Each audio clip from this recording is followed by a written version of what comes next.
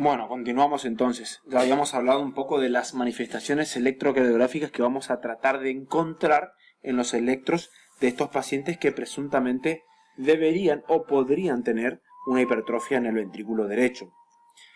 Es cierto que depende mucho de la edad, a veces la causa de la patología de la cual estemos pensando. Yo hablé de POC, que generalmente es los pacientes adultos mayores.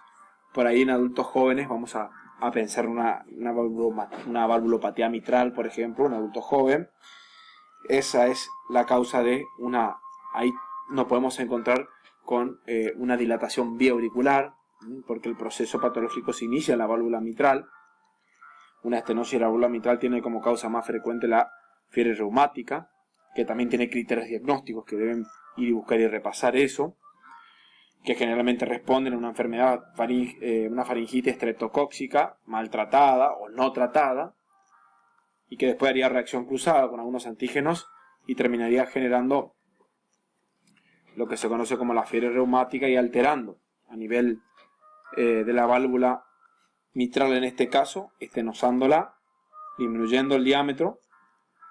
Por lo tanto, la sangre que está en la aurícula izquierda no tiene una buena salida, genera una distensibilidad y un aumento del grosor de la aurícula, de la cavidad auricular izquierda, lo que termina traduciéndose sobre un aumento de la presión sobre las venas pulmonares, los capilares, la arteria pulmonar y sobre el ventrículo derecho, que después, consecuentemente, progrese la enfermedad, hará lo suyo en la aurícula derecha, dilatando, hipertrofiándola, dando esta hipertrofia vía auricular de la que estoy hablando. Este es un poquito el camino de cómo llegamos a eso. Y bueno, una vez que tenemos eso, lo único que tenemos que hacer es tratar de encontrar estos elementos que yo les decía recién dentro de lo que es la electrocardiografía de este paciente. Vamos a empezar con la onda P. Si les parece, empezamos con la onda P. La onda P va a aparecer acuminada en las derivaciones derechas D2, D3, ABF y las precordiales derechas que son B1 y B2. Entonces, una onda P acuminada en D2, D3, ABF y en precordiales derechas, que es B1 y B2, ya nos habla de una hipertrofia en la aurícula derecha. Por eso las precordiales derechas y las bipolares y las monospolares de los miembros que apuntan hacia el lado derecho presentan una onda P acuminada.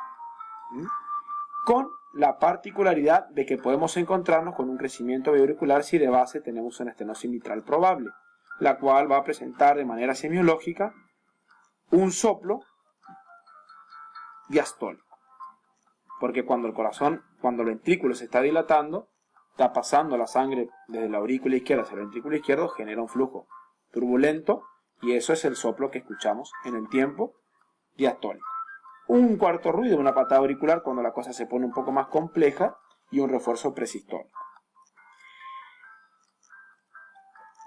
Cuando tenemos un crecimiento biauricular, lo que encontramos en el electro van a ser en las precordiales derechas, B1 y B2, un patrón Q minúscula R mayúscula y complejos bajos en B1 y altos en B2. Eso es característico de la dilatación biauricular, o el crecimiento biauricular. En D1, particularmente en D1, donde normalmente es positivo, va a estar negativo. Y eso ya que, cuando ustedes en D1 ven que está negativo el QRS, ya el eje directamente está volcado hacia la derecha. Entonces tenemos en D1 vamos a tener el patrón, ese patrón de negatividad ahí. D2 y D3 va a ser D2 y D3 y B3 y B4, que son las precordiales de transición, no nos van a ayudar mucho al diagnóstico. O sea, esas derivaciones no nos van a ayudar mucho al diagnóstico de la hipertrofia ventricular derecha. La mejor derivación para el diagnóstico, esto sí, anótenlo, es ABR, que es la mejor derivación para el diagnóstico de la hipertrofia ventricular derecha. ABR normalmente es negativo, pero la despolarización en la región infundibular muestra un cuarto vector que es de esa zona dominante y por lo tanto muestra en ABR un patrón Q minúscula R mayúscula o una R pura propia bien positiva. ¿Se entiende? el criterio diagnóstico es de una R mayor o igual a 5 milímetros. Después vamos a ver cómo los criterios van cambiando, pero en general, algunos milímetros más o menos.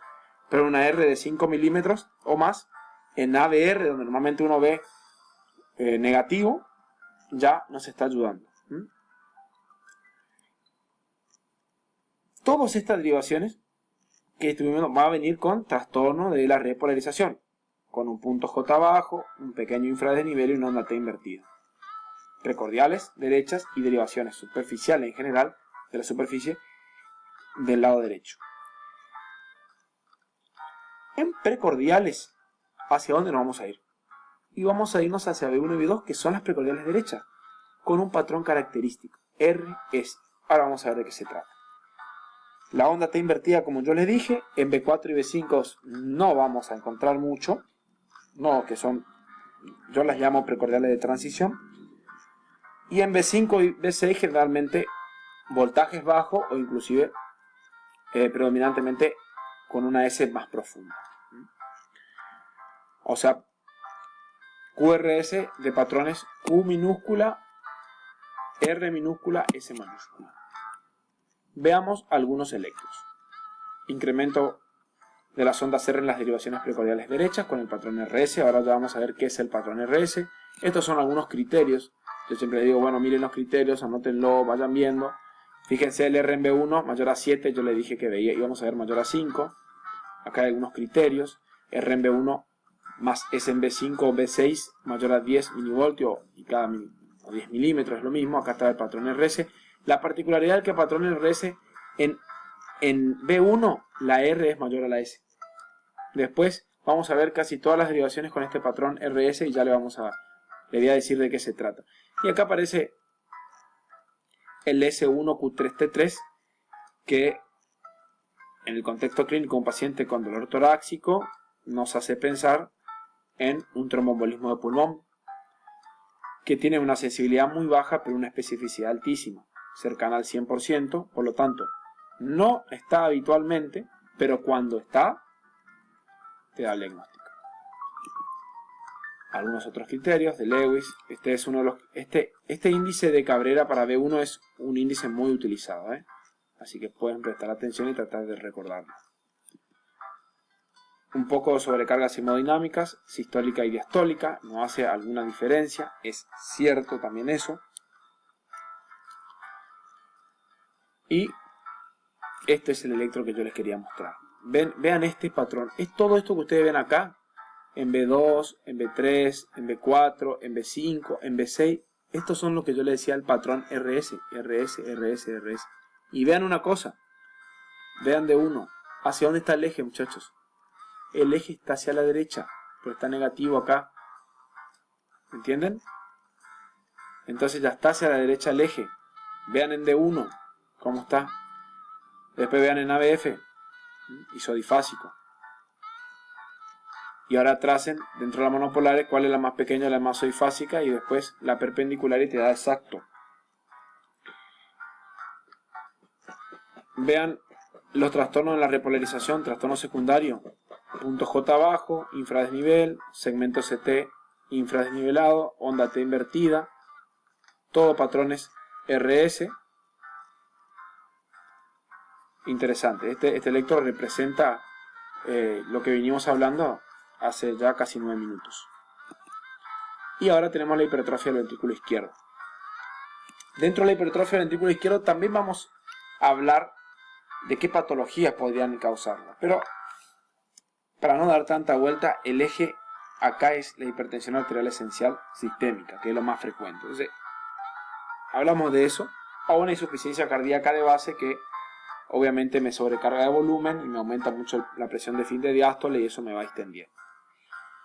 El aumento de la presión del volumen va a generar alteración en la geometría y nosotros vamos a encontrarnos primero con el mayor grosor de las fibras y la elongación del sistema de conducción me incrementa el tiempo de despolarización de las masas ventriculares, lo que me muestra a mí un QRS un poquito más ancho de lo normal, generalmente 0,04 o más de eso, ¿no?